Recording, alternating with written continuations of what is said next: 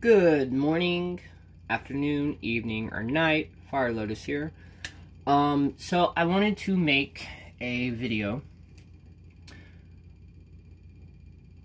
with, well, basically my first experience with magic and that kind of aha moment where, wow, this is real.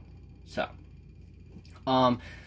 I was 15, I moved to a small town. My mom, we actually moved in with who now is, or who has been my stepfather for probably, I think 10 years now. Wow. Anyways, and when I moved here, I didn't really know that many people. I moved during the last part of the school year before the last semester was over. Or no, before the last semester started. There we go. Basically, when I got there, there were only, I think, like possibly a month and a half left of school. So basically, I couldn't start until the following year. The only people that I actually knew or I had met there was my stepbrother, who moved in where I actually moved out of. Different video on that. But yeah, and then I met my cousin, who eventually, or the person who would become my cousin through my stepfather marrying my mom. Anyways, due to that, and due to me not knowing anybody, I basically had every day by myself because my mom and my stepfather worked. So I would either go to the library and get books or read the craft books that I had. Literally, when I was 15, I spent the majority of that entire year doing everything I could and learning everything I could about the craft. And these are also tips too, people, because this is like, my first circle that I've ever really had, I was 15. And that had been, I had been practicing for the craft. I think that was actually my second year. I want to say that was like my second real year of fully practice. And I found the location next to the trailer park that I was living at. There was property next door that like nobody really messed with. And it was property that I could go on and not really be bothered by anybody. And it wasn't to where nobody could also see what I was doing. It was very private. I walked with my first pendulum I had. I think it was actually a made pendulum. And I found the spot that I wanted to do my circle with that. I would literally spend probably mid-afternoon until it was so dark I couldn't see, prepping that space for that circle. I mean, I cleared out all the grass. I basically raked the hell out of the grass. Basically, I made it to like I was almost making a garden. And then I had my first circle. It wasn't actually until I made my second circle, or technically it was actually, yeah, my second, but I had three spaces on this property, because I lived there for like 2 or 3 years. It wasn't until this particular my second circle that I had this experience. My second circle it started out with, it was a circle within a circle. There was the outer circle, which was made of fallen trees and limbs and pine needle and pine straw. And then there was space between that, and then there was my actual circle. And in the center of that circle, there was actually, I had dug a 4-foot hole that I would use to burn stuff in, because I'm Aries. My element is fire, and trust me, I love fire. That slightly made me sound psycho, but I do. And I had basically just been doing everything. I mean, each of the 2 main circles, they had a mixture of salt and some herbs actually like buried inside that. And I trying to think of...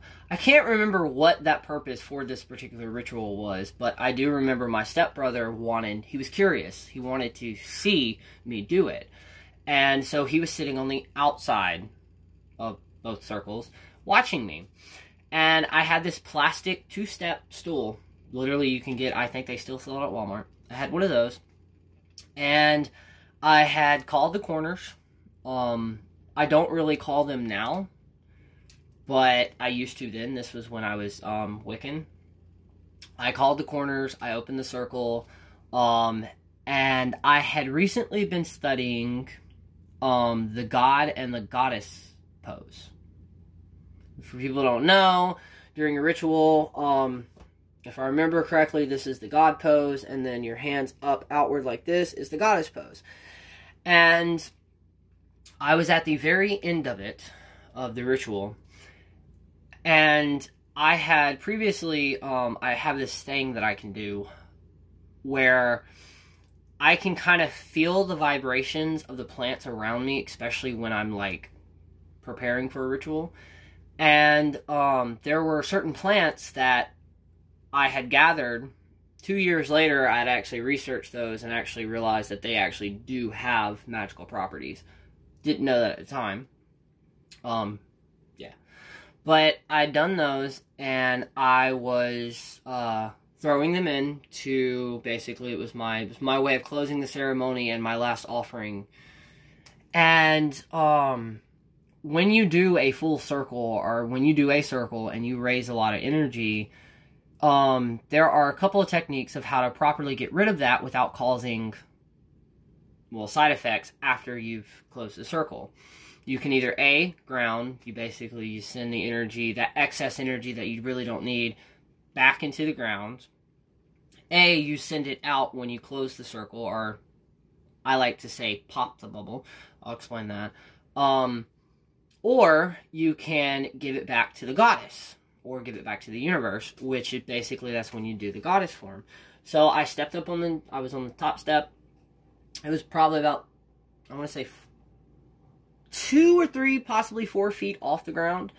And I threw my offering in, and I looked up, and where I was practicing at, there was nothing in my, like, I could see all the stars, everything.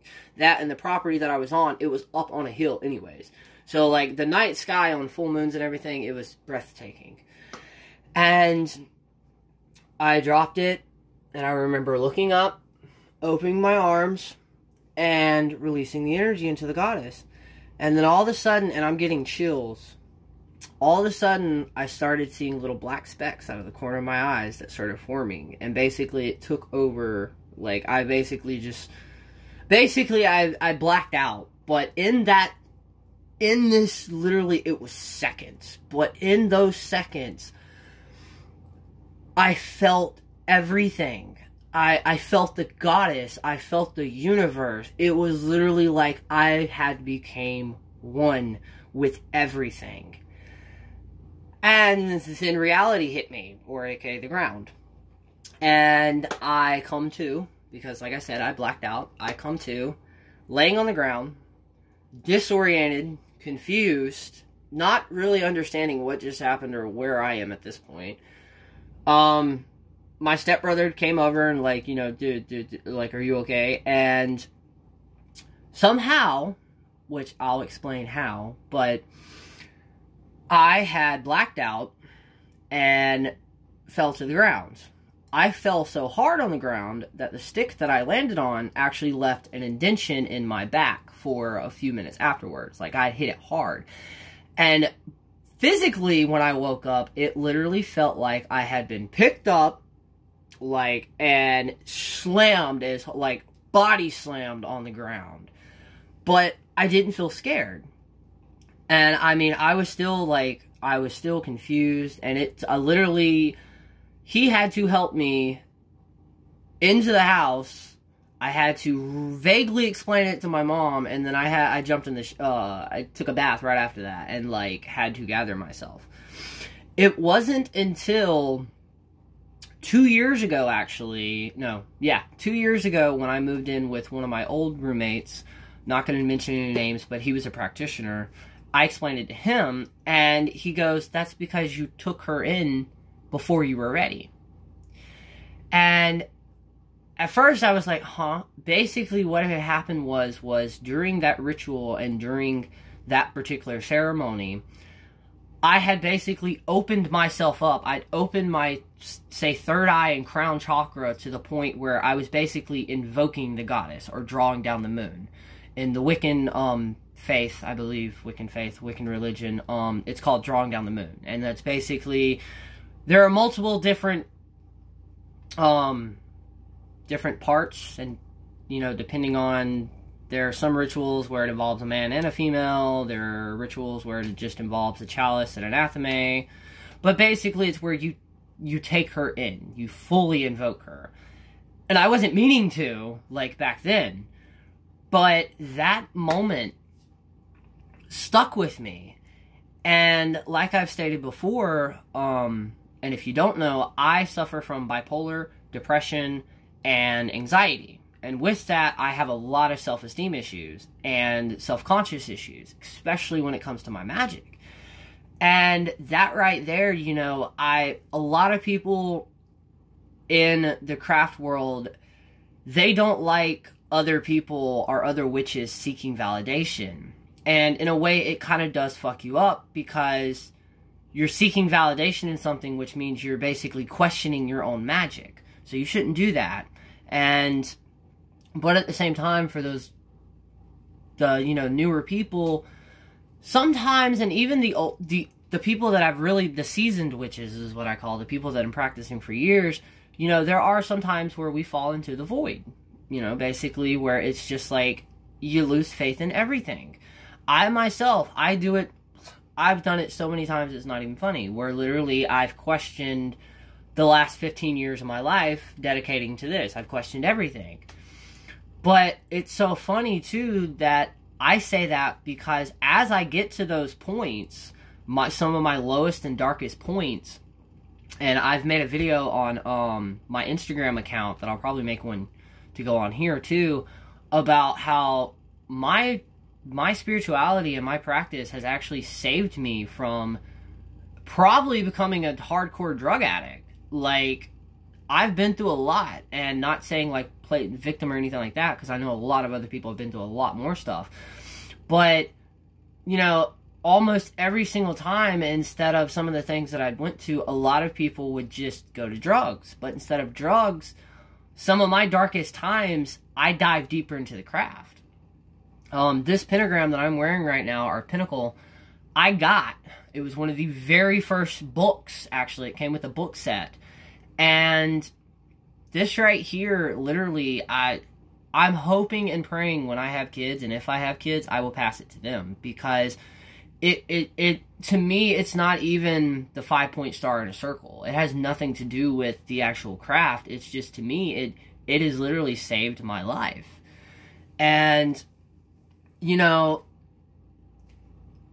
sorry, kind of got off track, but sometimes in the craft, validation is a good thing. It restores our faith. The reason I felt like sharing this story is because we all have moments where spells don't work, rituals don't work. I've had moments where they work the complete opposite way. That's life. That's magic. Another thing, contrary to popular belief, not all spells and rituals and stuff like that, they don't all work instantly. There are some things that I have done spells or I've manifested, and it took a complete year to 2 years for it to happen, but it happened. And then there are also, most recently, I did a couple of things this past full moon. And that following Monday, results were made. Does that make me a better witch than anybody else? No, it doesn't. You know, there are people that make their entire lives that are, you know, those famous witches out there, the famous practitioners. They still have plenty of spells and plenty of rituals that are just duds. If you do a ritual or spell or manifest something or try to manifest something or try to set your intentions and it doesn't work, it doesn't mean you failed as a witch. It doesn't mean you did something wrong. Not necessarily. It basically means that it's not meant to be.